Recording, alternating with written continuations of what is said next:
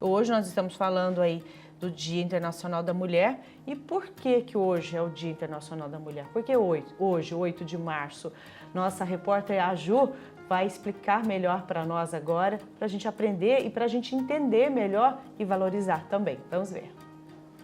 Dia 8 de março é Dia Internacional das Mulheres.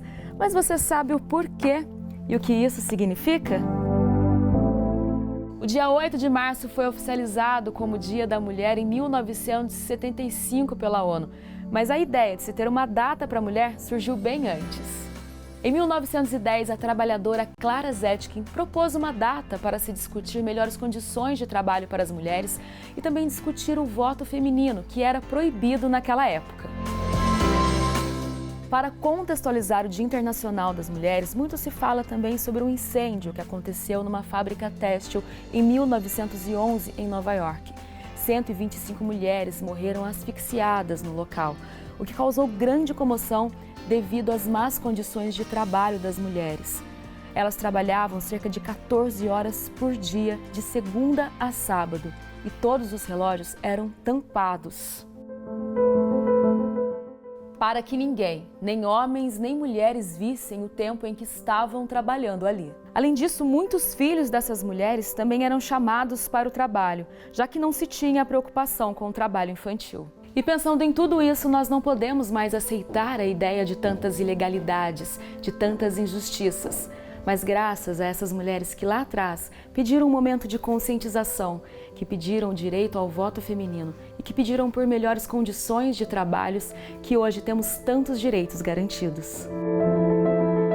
Ainda há um longo caminho a se percorrer, mas nunca podemos esquecer que dia 8 de março é o Dia Internacional das Mulheres que lutaram pelo nosso futuro.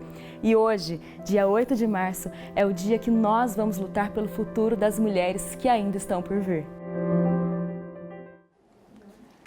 Obrigada, Ju, pelas informações que explicam bem que ainda estamos muito no começo, né, Padre Eduardo? Sem dúvida nenhuma, muitos direitos a serem conquistados.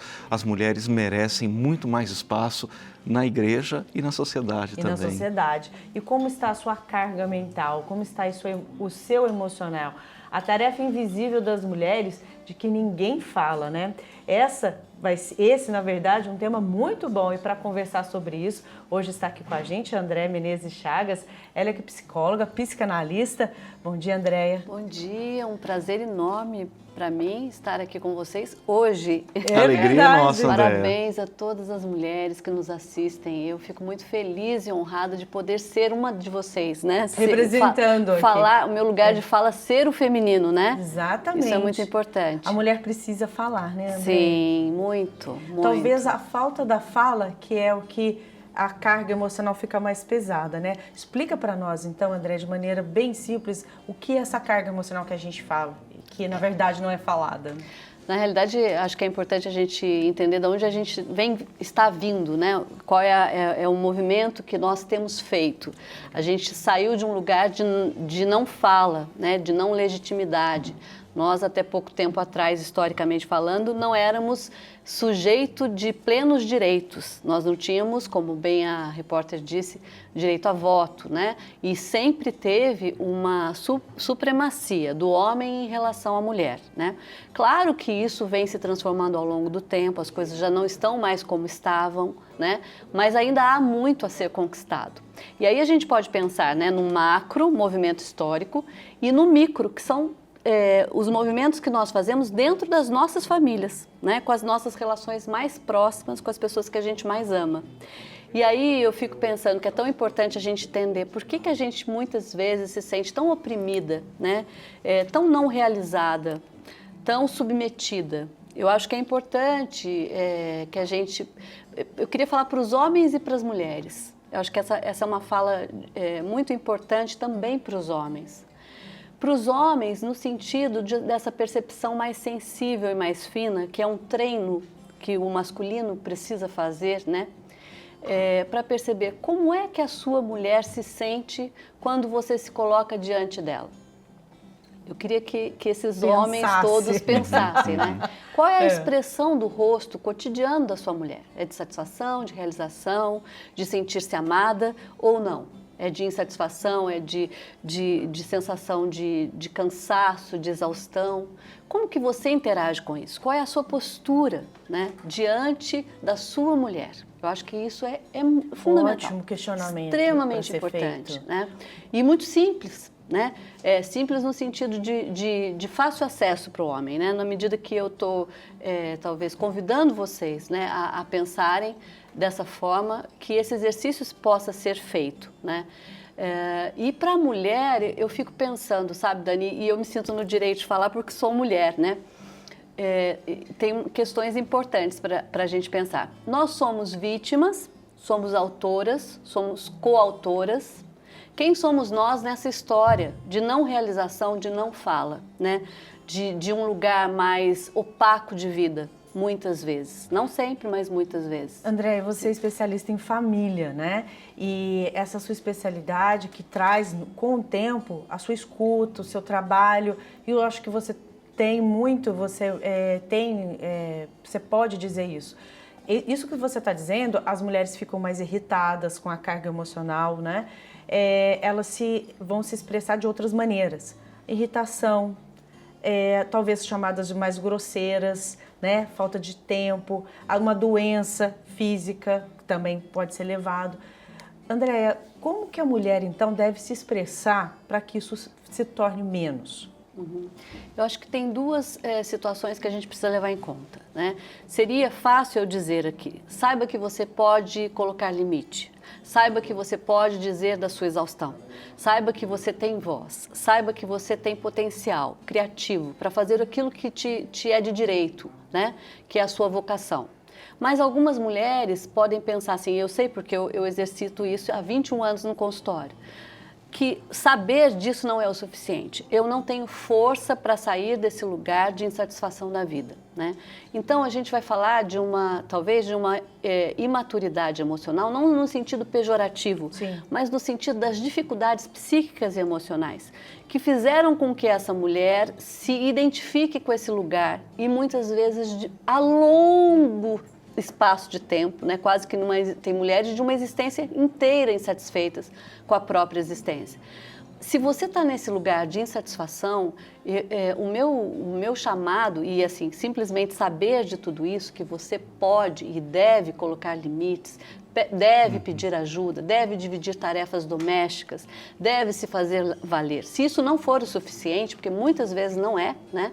Que você possa procurar ajuda. Também não é fácil, né? Essa procura de ajuda, André, eu percebo que ela tem aumentado nos anos mais recentes. Ela ainda é pequena, mas ela tem aumentado. Sim. A gente poderia, dar como exemplo a conquista dos direitos da mulher através da Lei Maria da Penha, a denúncia bastante grave, bastante constante contra a violência familiar, contra a violência doméstica, sim, contra as mulheres. Mas eu percebo também que, sobretudo, esse tempo de pandemia trouxe um pouco mais de tensão para a vida da mulher, sobretudo porque muitas delas perderam o emprego, muitas delas já não têm mais como deixar seus filhos em creches, em escolas, o próprio ambiente familiar tornou-se um pouco mais tenso nessa época. O que a gente diria para a mulher, especificamente nesse contexto, no contexto de tensão familiar por causa da pandemia? Você precisa ser cuidada, você precisa cuidar-se. E você precisa pedir ajuda, né? Hoje, nesse tempo, assim, né, de um ano para cá, muito por conta da pandemia, os nossos consultórios estão cheios. Isso é um bom sinal. Sinal que as pessoas estão procurando um lugar que elas possam ser acolhidas, que elas possam lidar melhor com as suas emoções e sentimentos, que elas possam ter um lugar de legitimidade, de existência para elas, né? Então, isso é muito importante. Para vocês terem uma ideia, só nesse tempo que nós estamos conversando aqui, estatisticamente, 2 mulheres foram agredidas e foram violentadas. 2 mulheres, só nesse tempinho que eu estou aqui. É muita coisa, né? Muita coisa. E precisa ser visto, precisa ser falado. A André está falando de uma fase, né, que a gente vem vivendo, que as pessoas falam, mas como que eu vou procurar ajuda? Eu tenho medo, não sei quem eu procuro. Existem milhares de cenários que a gente pode olhar e dar atenção para você que passa por isso ou sabe de alguém. Mas é muito importante que você fale. Olha, hoje em dia tem muitos grupos de apoio, tem muitas instituições que estão próximas. E você pode sim, porque existe um cuidado muito grande para isso, né? Para que as mulheres consigam se sentir apoiadas. Você não está sozinha, nunca está, né, Andréia? Nunca está, né? O que eu queria deixar aqui é que é importante que a mulher comece a expressar aquilo que ela sente, a lidar com a vida emocional dela, porque o cotidiano, principalmente a mulher que não sai para trabalho, né, que tem que eu valorizo muito, essa é uma outra questão, né? Assim, o quanto o patriarcado desvaloriza a atividade doméstica. Gente, a atividade doméstica, ela é muito valiosa. Ela é pilar de sustentação para que o marido possa sair e trabalhar, né? Então, essa mulher precisa sim ser valorizada. Você ia falar alguma coisa? Não, tudo bem, Andréia. Andréia, uma mulher que ela tem toda essa atividade. Vamos colocar agora um pouco de exemplo, né? Sim. Trazer um pouco essa realidade que a gente recebe das mensagens aqui. Tem muitas mulheres que me escrevem, por exemplo, tem uma situação que ela trabalha fora, ela chega em casa, ela tem todas as atividades dentro de casa e ela não consegue relaxar. O quanto esse relaxamento da nossa vida, da nossa cabeça, está também ligado a nós. O que nós devemos fazer para a gente relaxar? Porque às vezes a gente coloca muito, a gente terceiriza. Meu marido exige muito de mim. Será que é o marido mesmo que exige? Será que é os filhos? Será que é a casa? O quanto tem de mim também nessa situação? Sem dúvida nenhuma. Qual é o nosso movimento ativo diante disso, né? Isso é importante, porque isso nos faz sujeito daquilo que acontece comigo. Eu preciso saber que aquilo que eu experimento na vida me diz respeito, tem relação com a minha responsabilidade. Nós somos sujeitos quando nós repetimos, quando nós estamos em sofrimento ou não, porque eu sou responsável por aquilo que eu permito que aconteça comigo. Então, por exemplo, é muito comum que a mulher se responsabilize estou pegando esse exemplo, né, pela questão doméstica, ainda que muito cansada, e que o homem possa descansar. Por que isso? Porque a gente vem de uma história de patriarcado, né? Então é muito importante que a mulher também saiba incluir o homem e dividir com ele, mesmo que ele não saiba fazer. Muitas vezes as mulheres têm resistências de dizer assim, mas ele não sabe fazer uma comida. Ou ele não faz do jeito que eu gosto. Ou ele não sabe. Mas então vamos ensinar. Ou vamos aceitar o jeitinho que ele faz. Ou vamos aceitar o jeitinho que ele faz, e se ele não souber mesmo, tem homem que não tem noção, vamos ensinar, né? Interessante porque esse é um exemplo muito simples, mas ele é muito prático e fácil de ser implementado. Eu me lembro, por exemplo, em casa nós somos em 4 irmãos, uma única mulher e 3 meninos. Minha mãe sempre dividiu as tarefas domésticas com todos nós. Olha. Então não era só minha irmã que tinha que ajudar a arrumar as coisas na cozinha, nós, os meninos, também ajudávamos. Eu acho que a mulher tem esse poder também de ali na criação da vida, na criação dos filhos, de romper essa cultura tão patriarcal, tão machista, não é? Perfeito, padre. Eu acho importantíssimo o que você acabou de dizer. Assim, a sua mãe é um exemplo, né, de uma mulher à frente do seu tempo. Que bom, né? Porque é isso, como nós criamos os nossos filhos? Nós criamos os nossos filhos para serem servidos pelas mulheres ou para participar e dividir complementarmente a vida com elas, né? Isso é muito importante. Que homem que é esse, né, que é educado para uma vida de comunidade, para uma vida, para uma sociedade, ou somente para ser servido, né? Andréia, olha, as consequências de uma carga mental são muitas, né? As pessoas não vão percebendo, né? Quais são as consequências? Nossa, inúmeras, né? Depende muito do contexto, mas assim, desde depressão, ansiedade, pânico, quando a mulher é abusada, quando existe uma situação mais intensificada, né, de abuso doméstico, isso pode desenvolver doenças mais sérias, né, psicoses. Isso estou dizendo em situações mais agravadas, né? Mas a questão é, né, o que te faz? Eu acho que essa é a pergunta que não quer calar, né? Para você, mulher, que se sente não vista, que se sente invisível, que se sente não realizada, insatisfeita, o que te faz ficar nesse lugar?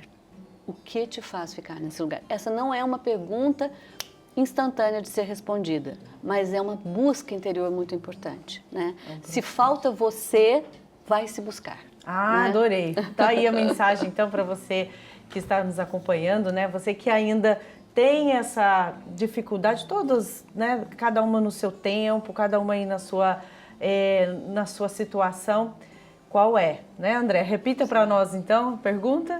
Para as mulheres que podem e devem se sentir mais satisfeitas, o que é que faz com que você fique nesse lugar?